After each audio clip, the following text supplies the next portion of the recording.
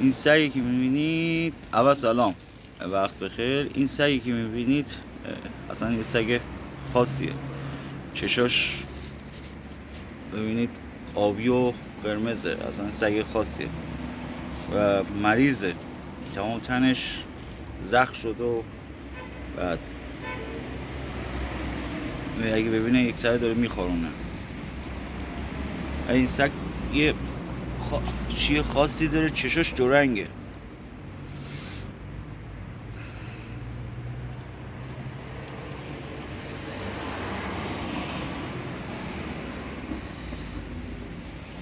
تمام بدنش زخمه.